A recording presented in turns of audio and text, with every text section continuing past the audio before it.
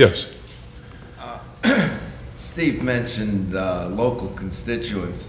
I think that's where a big education process is going to need to be done, because a lot of local constituents, the common ordinary person that lives in your neighborhoods and those type of people, are looking at regionalism as saying, why the heck should we do that?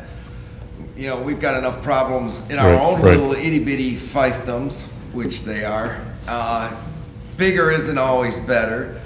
I hate to say this, but what's going on in Cuyahoga County government is not helping it at any, because, of course, the bigger you get, the more open it is for corruption as far as they're concerned. And they're really worried that they'll lose their actual touch that they have on, as you mentioned, their local communities. Right. Their local officials that, you know, they have a one-on-one conversation, they can call you anytime, that type of thing. When you start getting bigger, you start getting into the county government, you start getting into the state government, you never see your state representative, maybe once a year if you're very lucky, and heaven forbid on your federal end.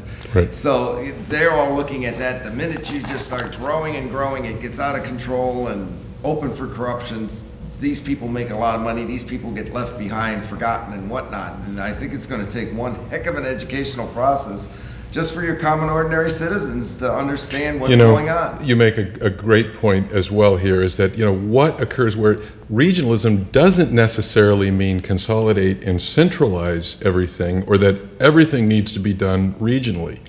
Certain things are done best at the local level, particularly where you need high interface. Other things sub-regionally. Some things, like attracting venture capital, very much regionally, or perhaps planning, heaven forbid, we need to do. And this is this conversation about what happens when and where, what can be done in a shared way, what can't be.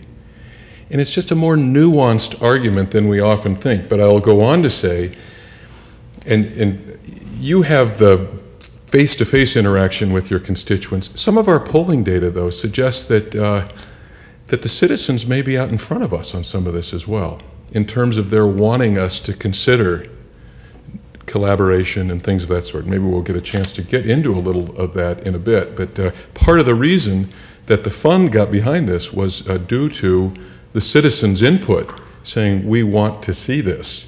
And at least our experience, and maybe they're speaking in the abstract, and when it comes down to, I'm in Cleveland, the last thing I want to do is give my power that I've worked all these years for to the suburbs, or I'm in the suburbs, and the last thing I want are the sins of Cleveland visited upon my suburb.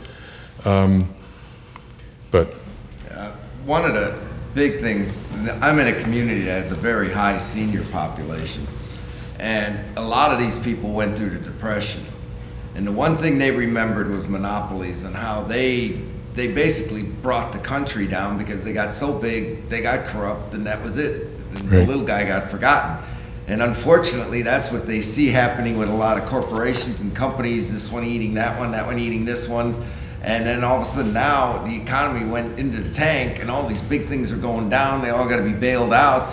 And, you know, they are very leery of anything of any size, no matter how much it cooperates and grows and interacts between each other. They want to go back to the little guy, your corner grocery stores, instead of these big mega centers. And see, that is what a great choice and a great discussion that is, because as you're right, and as we would know, though, is that with everything we have, there's a cost, and so there's probably something in between all of this and something which is one government for every 4,000 residents,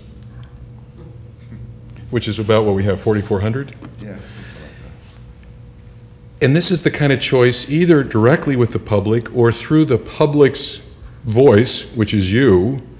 We need to lay it out and say, okay, what is the cost of having 12 different dispatch units versus 6, 3, 1? And is that worth it? And what are the risks of monopoly and things of that sort? But that's we'll assert that's the conversation we need to be having. Yes, and then we'll push ahead. But yeah, I'm going to take it to a psychological level a little bit. You know, I think the big question is, what do you want? And have people look into the future and dream with their eyes open in terms of having a common vision of what we want. What is our brand? Who are we, Northeast Ohio, if we are going to compete at the global level? it's Right. not just at the United States level. What do we want? And nobody can answer that question. Well, and let's push ahead and say who gets to answer that question? Us. And there's some processes, and I'm going to be a little biased right now. Right. I am a graduate of Weatherhead School of Management.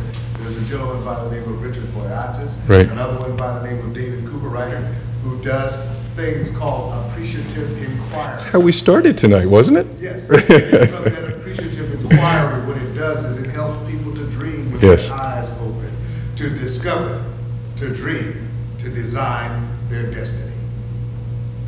When we move into Boyatzis and the work that he's done, and I would suggest that all of you Google appreciative inquiry and emotional intelligence, because a lot of the emotional intelligence side of this focuses on the left brain. I know what I got right now, and I know who's doing what, and I don't know you fella. Hey, you know, and so what you're going to do is to take my apples. But if we start to focus on the right brain in terms of dreaming with our eyes open, to help us to be who we are, to look into the future and answer the question, what do we want? Who are we? What is this region? Greg, can I, and Ken, after that was an excellent, can I suggest this? We're gonna have time for Q&A. Let's let Brad go through the presentation and save the Q&A for the end, because I've had an opinion just about on every single thing you said. Remarkable restraint. So I'm gonna exercise a little bit of leadership. Well, let me bounce it on a lit and come back here, because this is a great segue. But I do want to stop and just get a smattering of reactions as we go to know where we need to spend end time. And this is a wonderful lead-in, not to this point, but the point that follows as to how we're going to decide. And just real quickly, I've been to meetings where they're doing it in regions all around the world right now. Yeah, the AI stuff. Yeah, it is. Excuse me, are you comfortable holding your point, or are you sure? Okay, good.